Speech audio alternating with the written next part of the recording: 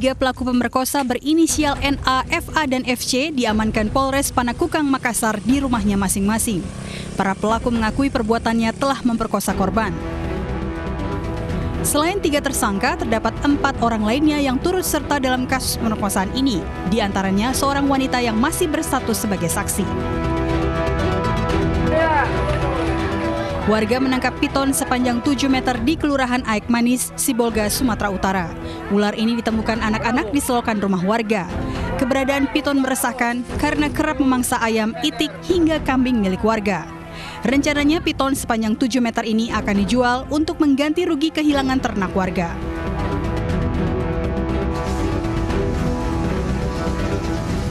Di Simalungun, Sumatera Utara, seorang anggota DPRD adu jotos dengan seorang warga.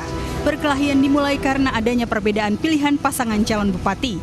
Dari keterangan korban, seorang anggota dewan dan 2 orang lainnya menganiaya dirinya setelah keduanya berdebat mengenai pilihan paslon kepala daerah masing-masing di sebuah warung. Polisi telah menerima laporan dari kedua pihak yang bertikai dan segera memproses laporan yang masuk.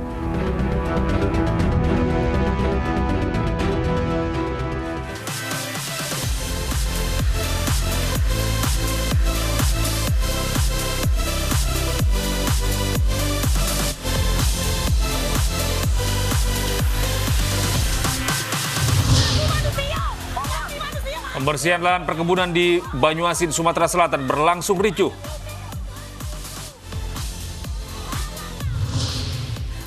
Polisi ungkap klinik aborsi ilegal yang telah menggugurkan lebih dari 32.000 janin. 10 orang tewas dalam ledakan truk tangki minyak di Lokoja, Nigeria.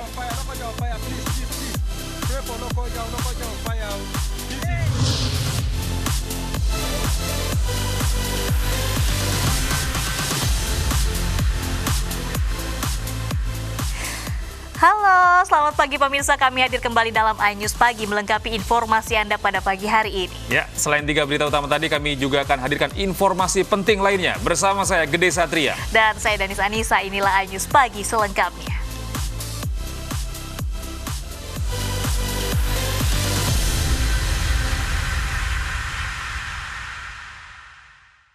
Pemirsa, sejumlah rumah di permukiman padat di Jalan Kirai, Kebayoran Baru, Jakarta Selatan terbakar. Banyaknya material yang mudah terbakar dan angin kencang membuat api sulit dipadamkan. Kebakaran melanda pemukiman warga Jalan Kirai, Kebayoran Baru, Jakarta Selatan pada Rabu siang. Warga yang panik berusaha memadamkan api dengan alat seadanya. Namun banyaknya material yang mudah terbakar dan angin kencang membuat api sulit dipadamkan. Sebanyak 16 unit mobil pemadam kebakaran dikerahkan ke lokasi. Menurut salah satu warga, asal api berasal dari rumah milik seorang warga. Beruntung tidak ada korban jiwa dalam peristiwa kebakaran ini.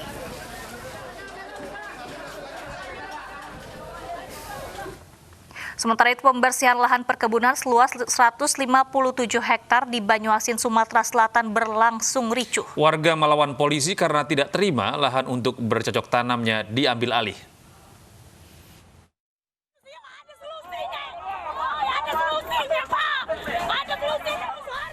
Ratusan warga berusaha melawan polisi untuk mempertahankan lahan yang akan diambil alih oleh PT Sinar Usaha Marga yang akan dijadikan perkebunan.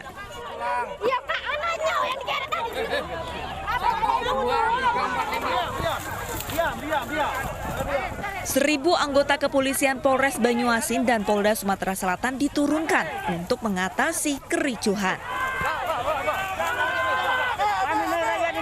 Warga tidak terima karena lahan mereka untuk mencari nafkah ternyata milik PT Sinar Usaha Marga. Warga mengaku telah mengeluarkan uang kepada sejumlah orang untuk mendapatkan izin berkebun di lahan ini. Segala macam banyak, tiap minggu kami ke sini, tiap hari kami ke sini. Pembangunan jalan kami, tanam buat lahan kami, buat kebun kami. Iya, bukan tanah kita. Ya kata Jokowi dia ke kebun, kami kata kebun, inilah kebun kosong kami tebas, kami berkebun dulu. Polisi menangkap sejumlah orang yang diduga sebagai provokator dan selanjutnya dibawa ke Polres Banyuasin. Mereka memasuki lahan ini tanpa izin dari pihak perusahaan karena melihat lahan ini memang kosong dalam proses pemagaran oleh perusahaan, jadi masih kosong. Mulai tahun berapa nih Bang? Awal tahun, masyarakat masuk ke lahan ini mulai dari awal tahun, Januari kemarin, tahun 2020. Itu sebagian besar warga dari mana Pak Kapolres? Warga dari Palembang, bukan warga dari Banyuasin. Sementara proses pembersihan lahan tetap dilakukan dengan menggunakan alat berat setelah 4 jam kericuhan mereda dan dikawal ketat oleh kepolisian guna menghindari kericuhan susulan. Dari Banyuasin, Sumatera Selatan, Ahmad Syaiful, iNews melaporkan. Polisi menetapkan oknum PNS di Mamasa, Sulawesi Barat sebagai tersangka pencabulan. Petugas menyita barang bukti video rekaman aksi bejat pelaku.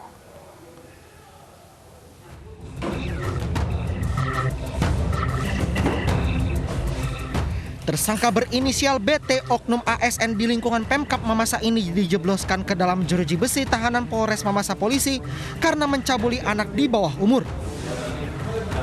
Tersangka mengaku 3 kali mencabuli korban sejak akhir Agustus lalu. Polisi menangkap tersangka setelah menemukan video rekaman pencabulan yang terekam secara tidak sengaja di HP miliknya. Korban tidak berani melaporkan ke orang tuanya karena takut diancam pelaku. Dia merekam, ternyata berjalan rekaman itu, video itu, sehingga dalam video itu terlihat jelas wajah dari si tersangka ini, si pelaku ini sedang melakukan aksinya. Sebelumnya BT ditangkap petugas di rumahnya setelah orang tua korban melaporkan aksi pencabulan terhadap anak di bawah umur. Aksi bejat pelaku diketahui kakak korban yang tidak sengaja melihat video rekaman dari HP tersangka. Tersangka diancam Undang-Undang Perlindungan Anak dengan pidana 15 tahun penjara. Dari Mamasa, Sulawesi Barat, Uzair Zainal, iNews melaporkan. Dicekoki minuman keras hingga mabuk, seorang mahasiswi di Makassar, Sulawesi Selatan diperkosa 3 pemuda secara bergiliran dalam kamar hotel. Korban dan para pelaku berkenalan saat bertemu di salah satu tempat hiburan malam.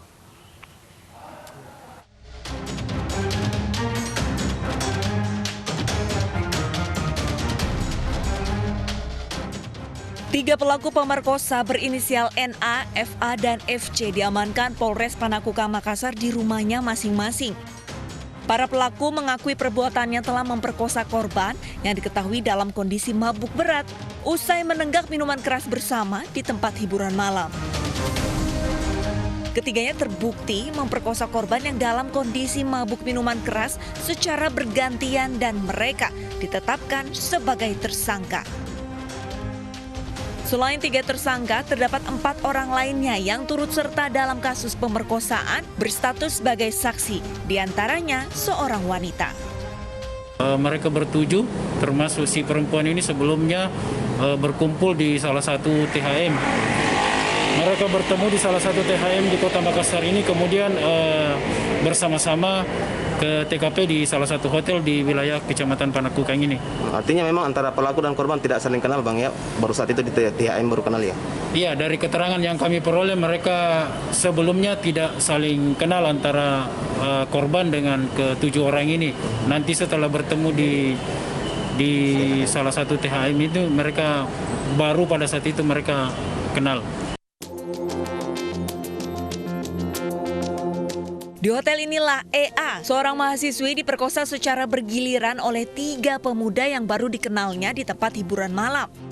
Wanita 23 tahun ini mengaku dalam kondisi berat setelah mengonsumsi minuman keras di tempat hiburan malam. Korban yang melapor ke Polsek Panakukang mengaku tersadar saat melihat ada lelaki di dalam kamar tempatnya tertidur. Pemerkosaan ini terjadi pada Sabtu 19 September lalu. Korban bersama 7 pelaku yang baru dikenalnya di tempat hiburan malam menenggak minuman keras bersama. Korban yang dalam kondisi mabuk berat sebenarnya ingin langsung pulang ke rumah, namun dipaksa pelaku wanita untuk menginap di hotel yang ternyata sudah dipesan oleh 6 pelaku lainnya. Korban kemudian diperkosa 3 pelaku secara bergiliran di dalam kamar hotel. Guna mempertanggungjawabkan perbuatannya, ketiga tersangka kini mendekam di sel tahanan Polsek Panakukang dan terancam hukuman di atas 5 tahun penjara. Sementara 4 saksi dikenakan wajib lapor dan tidak menutup kemungkinan bisa menjadi tersangka. Tim Liputan iNews melaporkan. Pemirsa, seorang pria nekat menculik bayi berusia 2 bulan ke Jakarta. Penculikan terjadi karena pelaku sakit hati. Sang ibu menolak lamarannya.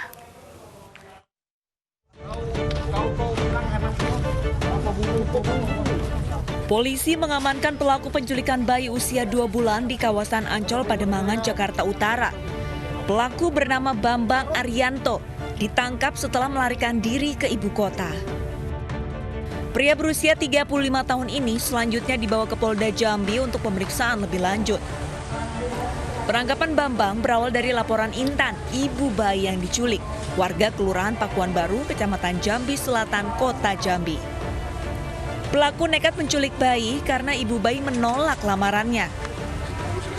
Penculikan terjadi saat bayi yang masih berusia 2 bulan ini berada di rumah neneknya. Dia modusnya kabur ke Jakarta. Info terakhir kan kita tahunya dia mau mencari pembeli, Pak.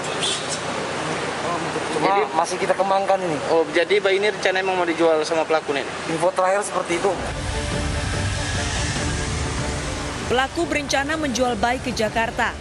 Pelaku kini ditahan di Mapolda Jambi dan terancam hukuman 5 tahun penjara. Dari Kota Jambi, Adrianus Susandra, iNews melaporkan.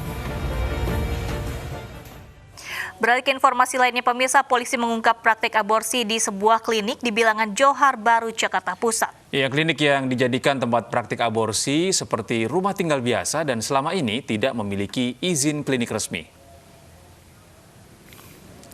Klinik aborsi ini berada di Jalan Percetakan Negara 3, Johar Baru, Jakarta Pusat. Bentuk bangunan yang menyerupai rumah tinggal sehingga tempat ini tidak seperti klinik pada umumnya. Dalam beroperasi, pihak klinik memasarkan jasa mereka melalui situs resmi dengan tarif mulai dari Rp2 juta. Dari hasil pemeriksaan, klinik yang beroperasi sejak tahun 2017 itu telah menggugurkan setidaknya 32.000 janin dengan keuntungan klinik mencapai miliaran rupiah. Kini polisi telah mengamankan 10 tersangka, diantaranya 9 orang yang merupakan dokter dan staf klinik, serta seorang ibu yang baru saja melakukan aborsi.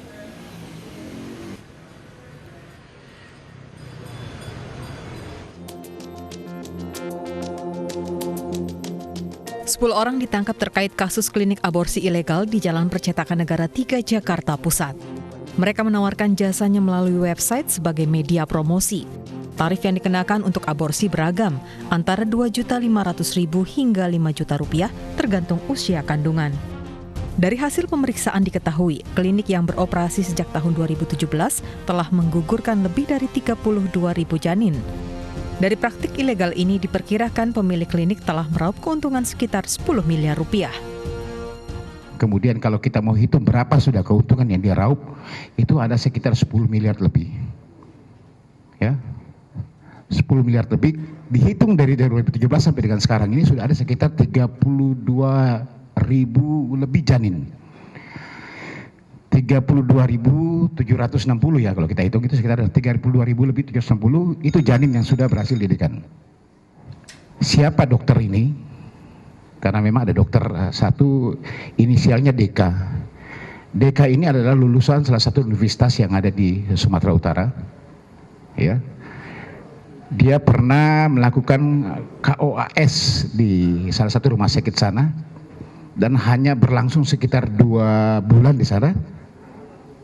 Ya, 2 bulan, sehingga yang bersangkutan DK ini belum memiliki sertifikasi untuk profesi sebagai dokter. Para pelaku yang menjalani praktik klinik aborsi ilegal tidak memiliki keahlian atau disiplin ilmu bidang kedokteran, spesialis kandungan dan melahirkan. Atas perbuatannya mereka dijerat pasal berlapis dengan ancaman hukuman maksimal 10 tahun penjara. Dari Jakarta, Nadia Valerie dan Ahmad Muharlin, iNews melaporkan. Ya pemirsa, Agustus lalu polisi juga mengungkap klinik aborsi ilegal di Raden Saleh, Jakarta. Klinik itu terungkap dari pengembangan pembunuhan bos roti asal Taiwan.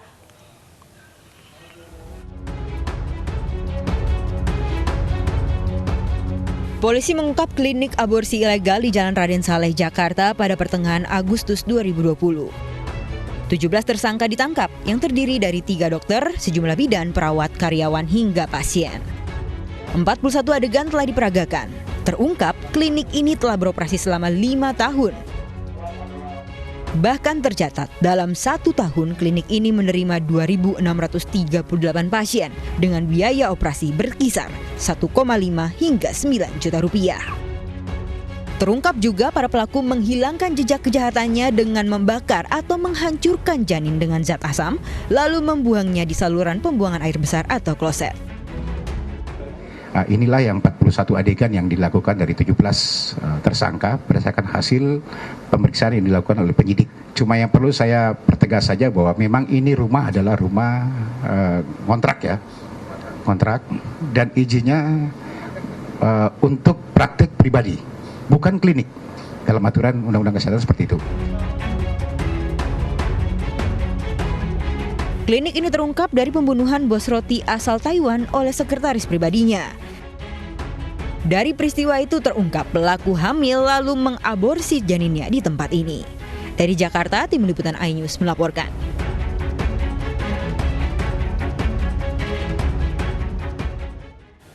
Satu korban banjir bandang di Cicurug, Kabupaten Sukabumi, Jawa Barat hingga kini masih belum ditemukan. Informasi selengkapnya akan kami hadirkan sesaat lagi. Tetaplah bersama iNews Pagi.